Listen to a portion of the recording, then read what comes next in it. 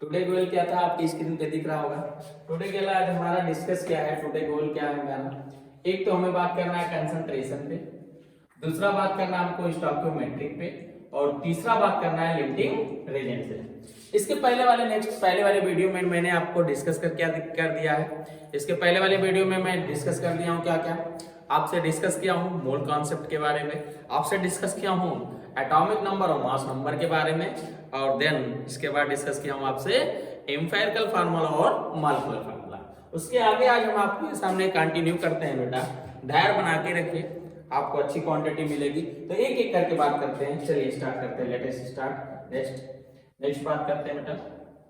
तो पहला जो मेरा टॉपिक है, पहला जो मेरा एम है वो है क्या, कंसंट्रेशन। क्या है बेटा, कंसंट्रेशन। कंसंट्रेशन का मीन्स क्या होता है, कंसंट्रेशन का मीन्स क्या होता है, जब किसी सॉल्यूशन में कितनी मात्रा मिलाई जा रही है सोल्यूट की, उसी मात्रा के बारे में अगर हम बात करते हैं तो उसी को कंसंट्रेशन या हिंदी में सांद्रता कहते हैं। कोई भी बिलियन हो, एनी टाइप ऑफ बिलियन क्या क्या हो सकती है, तो आप पढ़ेंगे क्लास 12 में कि इस सॉल्यूशन में, इस सॉल्यूशन में कितनी क्वांटिटी है, क्वांटिटी ऑफ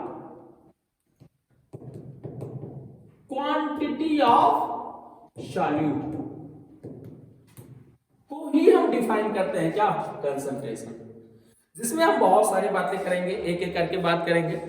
पहले तो हम बात करेंगे पहला बात करेंगे परसेंटेज बाय मास की।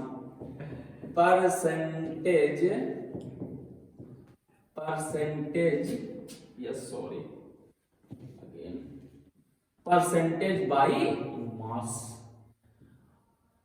आपको दो चीजें समझना है बेटा, दो चीजें क्या समझना है, सोल्यूशन में होते क्या क्या है। आप बेहद अच्छे तरीके से जानते हैं, बहुत आप लोग पहले से जानते हैं कि सोल्यूशन में होता क्या क्या है।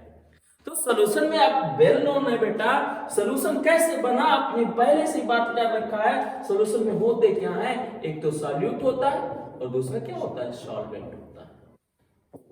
देन फॉर्म इसी के इक्वल अमाउंट, इक्वल कह सकते हैं या बोल सकते हैं addition of solute and solvent then form solution. Hindi में बात करते हैं तो कहते हैं क्या, विलय होते और विलायक होते, इनके मिलने से बिलियन बनता है, बस सिंपल तरीका है। तो यही, अब इसमें कितनी मात्रा सॉल्यूट की है, कितनी मात्रा सॉल्वेंट के है, उसी को हम अलग अलग तरीके से रिप्रेजेंट करते हैं, उसी को कंसंट्रेशन करते हैं। जिसमें पहली बात आज हम बात डिस्कस कर रहे हैं परसेंटेज बाय। इसका मीन्स आप लोग बहुत बेहतर तरीके से जानते होंगे। परसेंटेज का मीन्स क्या होता है, 1 में 100 में 1। ये सब कोई भले लोअर क्लास से आपको पढ़ाया जाता होगा। परसेंटेज का मीन्स में 100 में कितना, तो वही चीज है। अब इसी को हम लिख के बात करते हैं तो क्या कहते हैं बेटा, कहते क्या है, मास ऑफ सोल्यूट, वो भी किसमें होना चाहिए, ग्राम में। Present mass of solute gram, present in given mass of solution. इसी को कहते क्या है, कार्लेज। कहा क्या जाता है बेटा, कहा क्या जाता है fraction of the solution, fraction of the solute.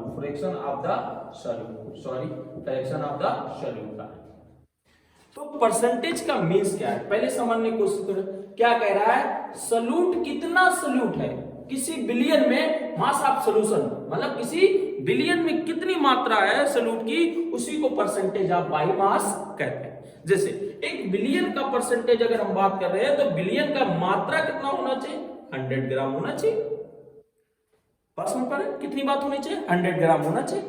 अब इस 100 ग्राम में अगर इसको हम परसेंटेज की बात करते हैं तो परसेंटेज बाय मास लिखते हैं।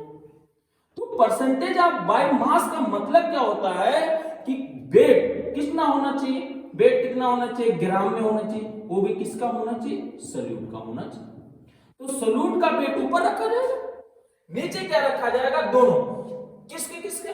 सॉल्यूशन बना कैसे होगा, जब सॉल्यूट और सॉल्वेंट के वेट लिए गए होंगे, बोलो है ना। तो इसी को हम कभी कभी वेट को स्मॉल डब्ल्यू और कैपिटल डब्ल्यू से, इन्हीं को तो मिला के हम बोल रहे हैं क्या, सॉल्यूशन। बोलो हाँ है ना, इन्हीं को तो मिला के बोल रहे हैं क्या, सॉल्यूशन। तो इसी को बात करते हैं, कहते क्या है, अगर किसी का परसेंटेज ऑफ मास निकालना है बेटा, तो क्या कर सकते हैं, हम लिख सकते हैं वेट ग्राम में होना चाहिए किसका, सोल्यूट का। किसका होना चाहिए बेटा, सोल्यूट का। अपान में क्या कर सकते हैं, वेट ऑफ किसका, सोल्यूशन का। सिंपल तरीका है, और परसेंटेज की बात करता है बेटा, तो 100 से क्या करना होता है, मल्टीप्लाई। तो ये आपके सामने फार्मूला बन क्या है, am I right?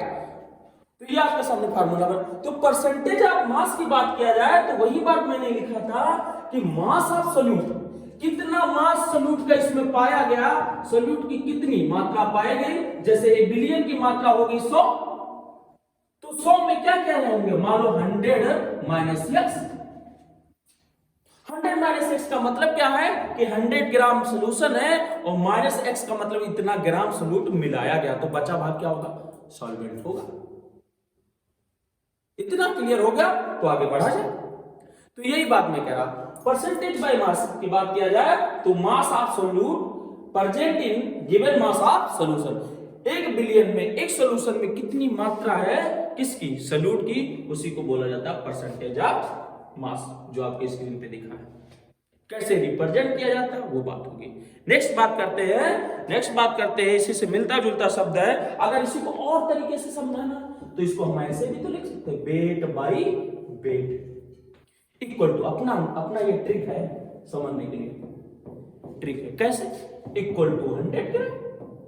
इसका अर्थ क्या है, ये वेट किसका लिया जा रहा है, सोल्यूट का लिया जा रहा है। किसका लिया जा रहा है, सोल्यूट का।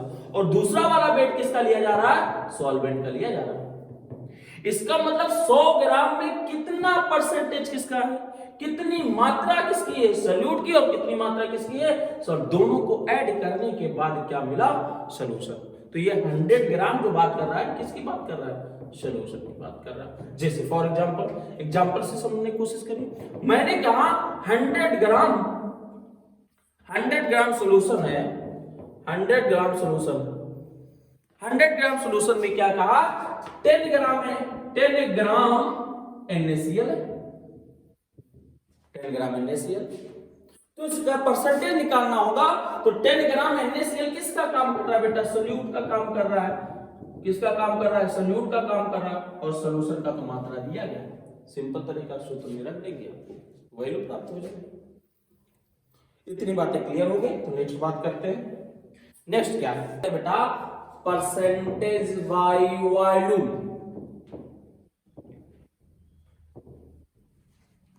परसेंटेज बाय वॉल्यूम का अर्थ क्या होता है, मींस क्या होता है कि ये कोई बिलियन है, समझने की कोशिश करें। ये आपने मिल लिया सोल्यूशन। अब कंडीशन है बेटा कि ये सोल्यूशन जो है, इसमें जो सोल्यूट मिलाया जा रहा है, ये सोल्यूट जो मिलाया जा रहा है वो किस में होना चाहिए, लिक्विड मीडियम में होना चाहिए। किस में होना चाहिए, लिक्विड। और इसमें जो सॉल्वेंट है वो भी कंसीडर है कैसा, लिक्विड मीडियम। तो बिलियन कैसा होगा, लिक्विड का होगा। तो ये कहलाएगा क्या, लिक्विड सॉल्यूशन। तो परसेंटेज बाय वॉल्यूम किसके लिए बात किया जाता है, लिक्विड और लिक्विड सॉल्यूशन के लिए। पहला तो कंडीशन ये हो गया। दूसरा क्या कहा जाता है कि द वॉल्यूम वो भी किसमें होना चाहिए, ml। The volume of solute dissolve in a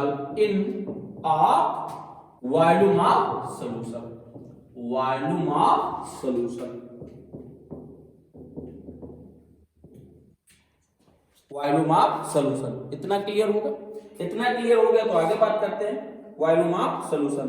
इसी को कहा क्या जाता है, इसी को कार्ड एज कहा क्या जाता है, कार्ड एज कहा क्या जाता है बेटा, इसी को कहा जाता है वॉल्यूम फ्रैक्शन। क्या कहा जाता है, volume fraction.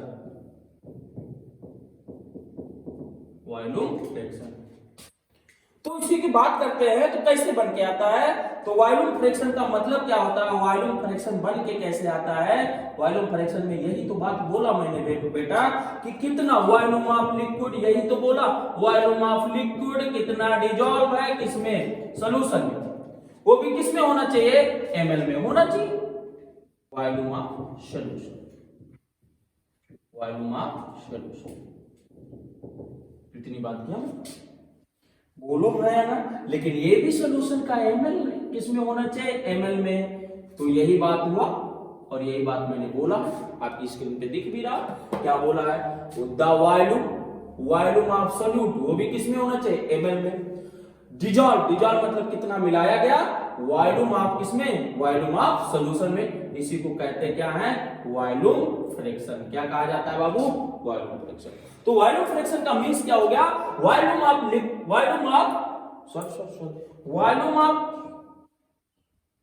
Of solute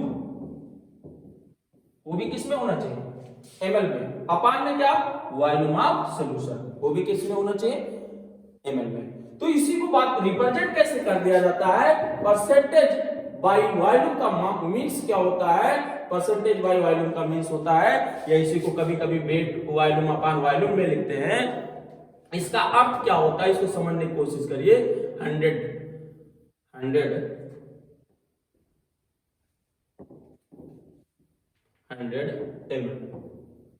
ml of solution. तो ये जो पहला वेट वॉल्यूम है ये किसको दर्शाता है, सॉल्यूट को। और दूसरा कौन किसको दर्शाता है, दूसरा किसको दर्शाता है, सॉल्वेंट को। किसको दर्शाता है, सॉल्वेंट को। इतनी बातें क्लियर है।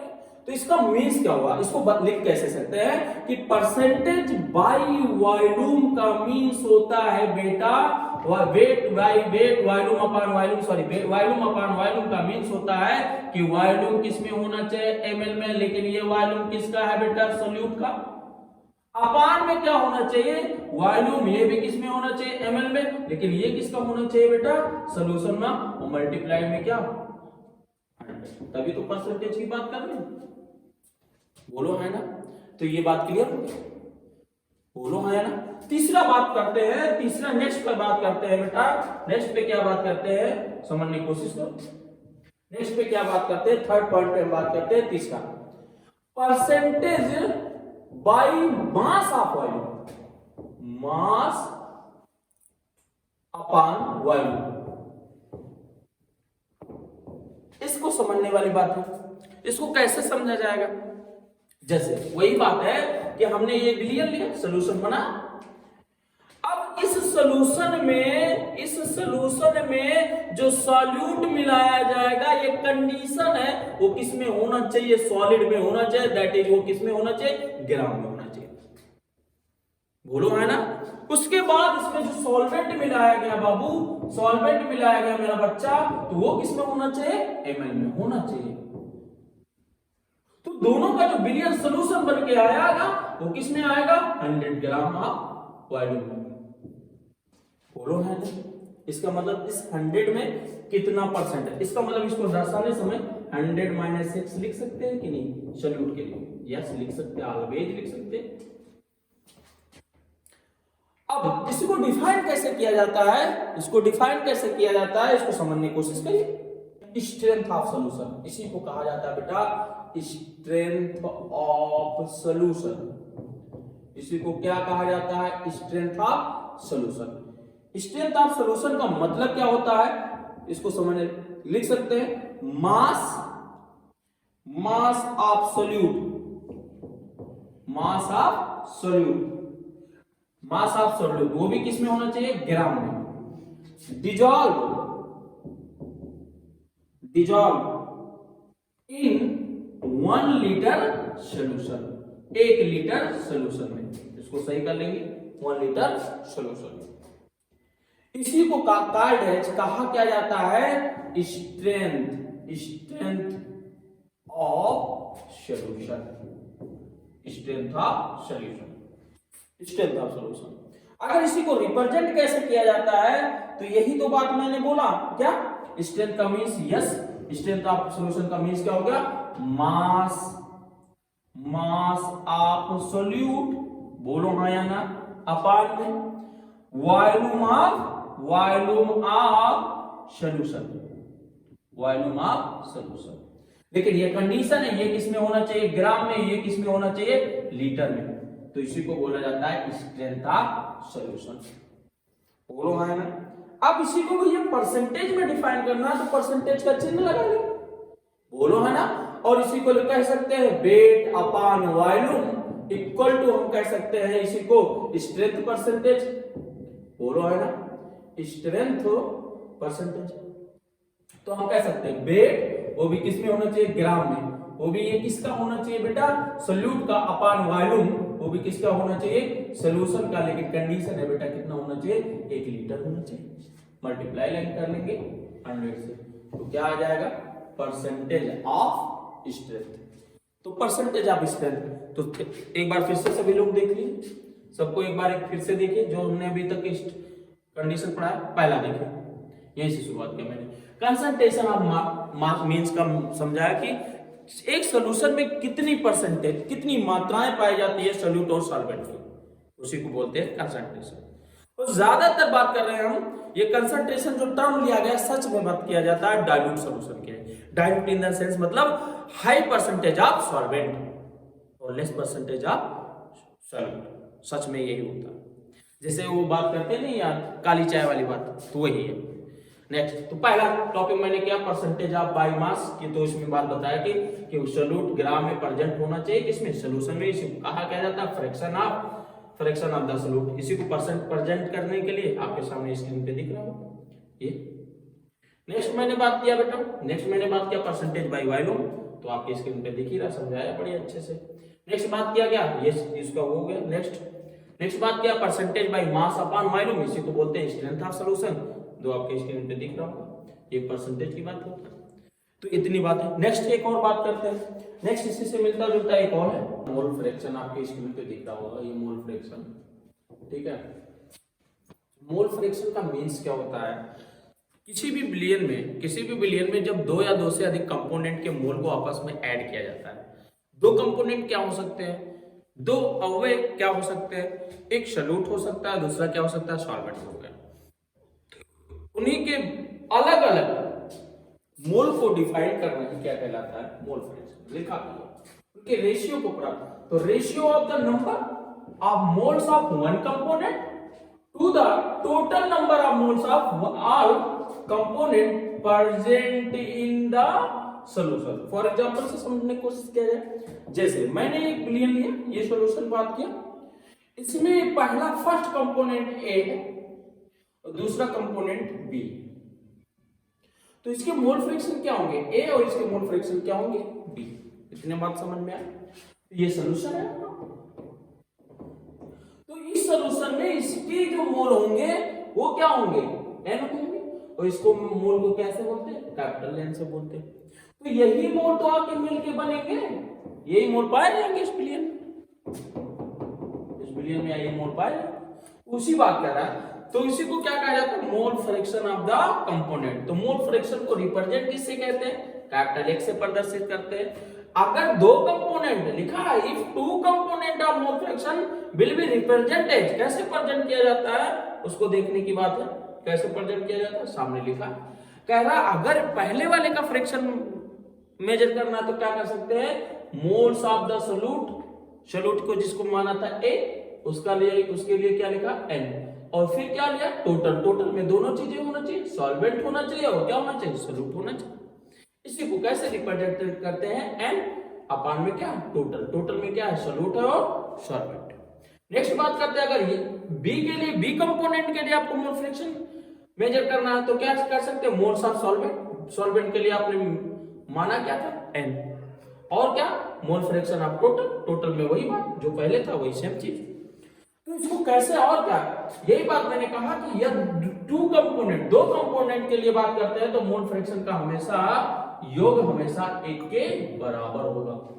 कभी क्वेश्चन में आपको लगाने की जरूरत नहीं होगा, मोल फ्रैक्शन पहले का आप मेजर कर लेंगे, काउंट कर लेंगे तो बी अपने आप में निकल जाएगा। अगर बी का निकाल लेंगे तो ए निकल जाएगा। कैसे? एक में से माइनस कर देंगे। यस और नो?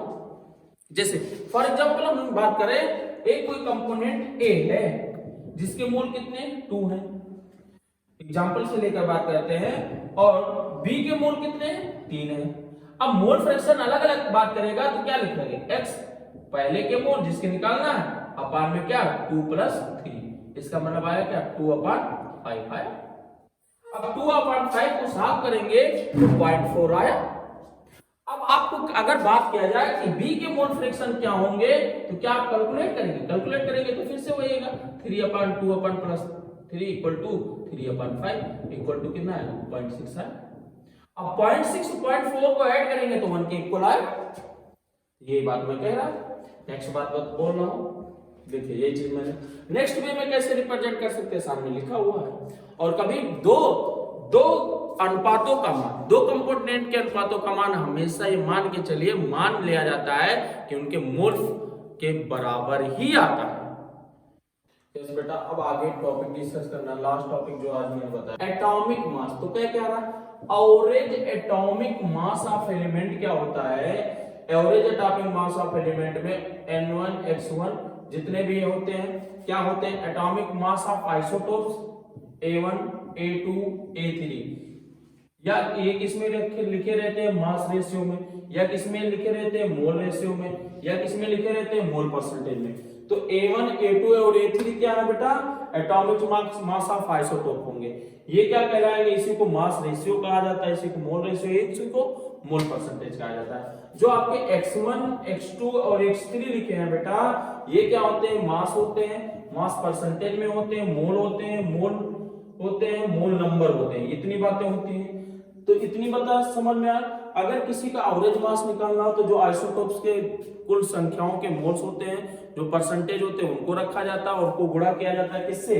मल्टीप्लाई किया जाता है मास या मास परसेंटेज से, मोल्स या मोल्स नंबर्स में। जैसे फॉर एग्जांपल एक उदाहरण लेकर मैं बात करूंगा तो ज्यादा समझ में आएगा। जैसे देखा जाए एक एलिमेंट है, an element x has the following isotope. x कह रहा कोई आइसोटोप है जिसमें बहुत सारे हैं। पहला क्या है? ये है, ये है, ये है और ये है। इसका मतलब x जो है, ये बात आप कह रहे थे, यही बात बता रहा। अब क्या कह रहा है कि weighted average atomic mass of the natural occurring element x is closest to. Closest पूछ रहा है, एग्जैक्ट नहीं पूछ रहा है बेटा, क्लोज पूछ रहा है। और क्लोज पूछने का मतलब क्या होता है? उसके एग्जैक्ट आंसर आना चाहिए। इतनी बातें अगर क्लियर हो गई हो तो अगर x की बात किया जाए तो x में है क्या क्या, ये बात समझने की जरूरत है। x में क्या कह रहा है? एक है x 200, ये पहला वाला, तो इसका परसेंटेज कितना है? 90%। इसका मतलब ये x1 हो गया, ये क्या हो गया? a1 हो गया। इतनी बातें हो गई। और दूसरा कह रहा है x कितना है? 199 और इसका परसेंटेज कितना है? 8%। तो ये हो गया क्या? x2 और ये क्या हो गया? a2 हो गया। और तीसरा क्या रहा है? x202 और कितना है ये परसेंटेज? 2% है। ये देखिए 2%, इसका मतलब 2%, इसका मतलब ये क्या हो गया? x3 हो गया। अब तो क्वेश्चन आसान हो गया बेटा। आपने पढ़ रखा है कि अगर किसी का मैक्स निकालना होगा तो सम किसका? a1 और किसका? x1 बटे में क्या होगा? a0 x1। इसका मतलब यही तो होगा। अब अगर सभी को सॉल्व कर लिया जाए, अगर सभी को सॉल्व किया जाए, सॉल्व करके देखा जाए बेटा, तो देखा जाए मान लो फार्मूले में रखा जाए तो 200 गुणे कितना होगा? 90 प्लस 199 गुणे कितना होगा? 8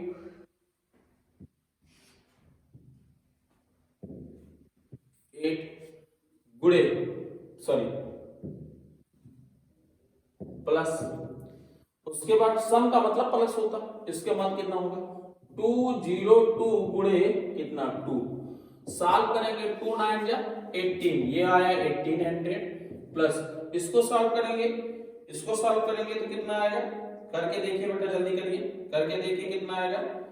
1602 आएगा प्लस इसको सॉल्व करेंगे तो आएगा कितना? 404 4 और नीचे क्या क्या है, नीचे तो सबको ऐड करना है, कितना 98, पहला x1 का मान 90 है, 8 है और 2 है। सॉल्व करेंगे, इनको जोड़ेंगे तो जोड़ने के बाद आएगा 19996 और बट अपान में क्या होगा 100।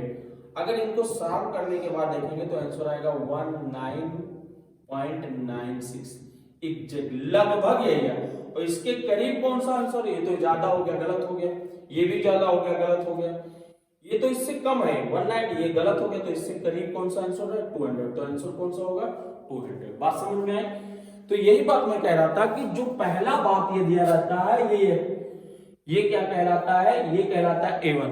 क्या कहलाता है A1, ये देखिए लिखा हुआ नेक्स्ट वाले में A1 atomic mass of isotope कहलाता है। ये और जो क्या कहलाता था X1, X1 क्या कहलाता है, इसमें देखिए, ये देखिए परसेंटेज, बार बार कह रहा था परसेंटेज। इतनी बातें क्लियर हो गई। तो नेक्स्ट टॉपिक में बढ़ते बेटा। हाँ यस, नेक्स्ट लिखा है, नेक्स्ट क्या लिखा है बेटा, नेक्स्ट और लास्ट आज का है मोलर मास। क्या है बेटा, मोलर मास। मोलर मास क्या होता है, average molar mass of different substance present in the container. एक कोई कंटेनर है, कोई पात्र है, इसमें जो कुल उपस्थित होते हैं, कोई बात पदार्थ इसमें जो कुल उपस्थित हो उसी की मात्रा कह रहा है। तो एवरेज मास बराबर क्या होता है M1 N1 प्लस ऐसे कैसे भी कंटेनर में बहुत सारी चीजें रखी जाती है, बहुत पदार्थ रखे जाते हैं, तो उसी को बोला जाता है मोलर मास। जहां पे क्या होता है M1 M2 M3, M1 M2 और M3 ऐसे बहुत सारे हो सकते हैं, बहुत सारे हो सकते हैं। ये क्या होते हैं मोलर मास, क्या होते हैं बेटा मोलर मास। इतनी क्लियर होगी। और जो क्या लिखा है N1